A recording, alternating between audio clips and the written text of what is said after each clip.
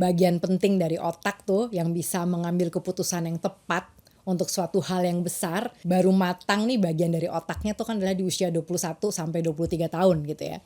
Sehingga terbayang bahwa adalah sangat wajar apabila remaja-remaja tuh melakukan kebodohan-kebodohan, ketololan-ketololan gitu ya. Yang dulu tuh nggak apa-apa.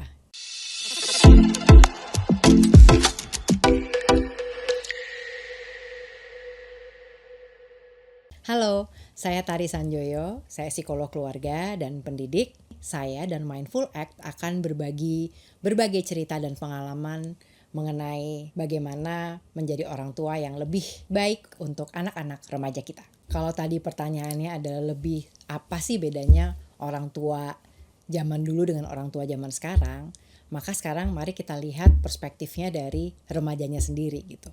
Apa yang membuat remaja sekarang tuh mendapatkan label seperti yang kita dengar nih, bahwa remaja sekarang tuh lebih mudah depresi, remaja yang sekarang tuh lebih lembek, remaja yang sekarang tuh nggak punya komitmen terhadap sesuatu gitu ya, nggak punya planning dalam hidup gitu.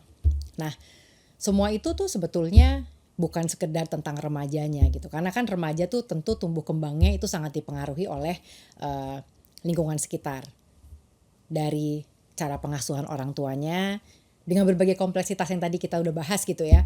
Kemudian juga dari berbagai situasi di luar keluarga yang tadi disebutkan, faktor-faktor penentu atau faktor-faktor yang mempengaruhi hidup remaja tuh sekarang jadi jauh lebih banyak gitu.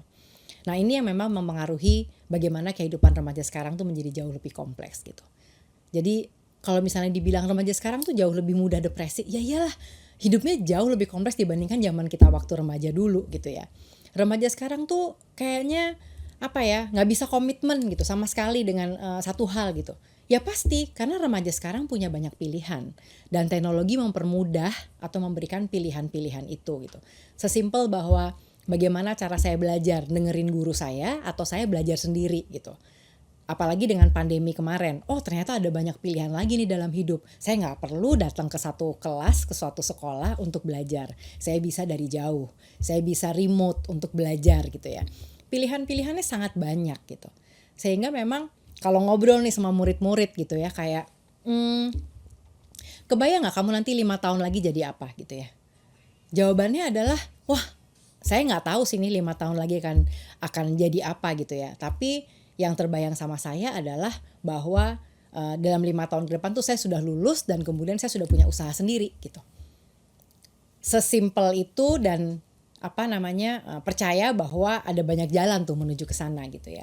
Bagian penting dari otak tuh yang bisa mengambil keputusan yang tepat untuk suatu hal yang besar, itu kan sebetulnya baru matang nih bagian dari otaknya tuh kan adalah di usia 21 sampai 23 tahun gitu ya. Sehingga terbayang bahwa adalah sangat wajar apabila remaja-remaja tuh melakukan kebodohan-kebodohan, ketololan-ketololan gitu ya. Yang dulu tuh nggak apa-apa. Dulu tuh bisa kita ketawain, bisa kita berpikir sesimpel bahwa ya ngapain sih gue waktu itu gitu ya. Tapi kalau sekarang tuh nggak semudah itu gitu. Satu kesalahan saja itu bisa memberikan dampak yang cukup panjang buat anak-anak ini. Dan anak-anak ini dunia pergaulannya tidak cuman satu sekolah atau 2 sekolah. Dengan adanya media sosial, dia punya teman di berbagai penjuru dunia gitu, dari berbagai penjuru negara ini gitu. Sehingga satu kesalahan yang dia buat, dia nggak punya pilihan teman yang lain gitu, karena hampir seluruh dunia sosialisasinya sudah mengetahui nih kesalahan yang dia buat gitu. Sementara kalau kita dulu bikin kesalahan di sekolah ini, ya kita pindah sekolah aja udah aman gitu misalnya ya, nggak ada yang tahu kita dulu melakukan ketololan apa gitu misalnya. Itu salah satu contoh yang membuat bagaimana remaja-remaja ini juga menjadi jauh lebih mudah putus asa, mudah depresi, karena seakan-akan tidak bisa membuat kesalahan karena semua udah gampang tahu, dan ditambah dengan kompleksitas dari orang tuanya. Sebagai orang tua yang memang cenderung overprotective, yang gak salah juga karena dunianya udah jauh lebih kompleks gitu ya. Seringkali anak remaja tuh memiliki konflik terbesar justru dengan orang tuanya. Apa yang menjadi minatnya, apa yang menjadi keinginannya, itu kadang-kadang tertutupi dengan apa yang menjadi ambisi-ambisi orang tuanya gitu. Dan kita sebagai orang tua kadang-kadang lupa ambisi kita itu juga tidak berdasarkan data sekarang. Bentrokan-bentrokan dengan orang tua tuh jadi sangat lebih sering mereka hadapi Tidak cuma untuk hal-hal besar ya, kayak memilih jurusan atau memilih university gitu ya, memilih pacar gitu misalnya, atau memilih bermain dengan siapa gitu tuh nggak semudah kita dulu gitu. Sekarang kayak apa ya, selalu bentrok sama orang tua tadi yang mungkin belum secara mindful mengetahui bagaimana memposisikan diri dengan anak-anak remajanya. Kapan tarik, kapan ulur, kapan ngegas, kapan ngerem gitu ya. Itu tadi balik lagi ke bagaimana kita bisa mengatur itu dengan lebih baik agar bisa punya hubungan yang lebih baik dengan remaja sekarang. Supaya kita bisa mematahkan nih mitos remaja-remaja yang dibilang bahwa sekarang tuh jadi jauh lebih lembek gitu dibandingkan generasi kita dulu gitu.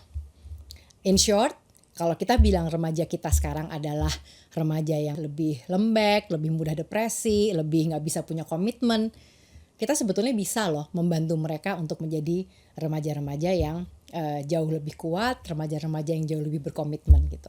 Mereka nggak sendirian, tapi kita sebagai orang tua itu punya peran yang cukup besar di sini.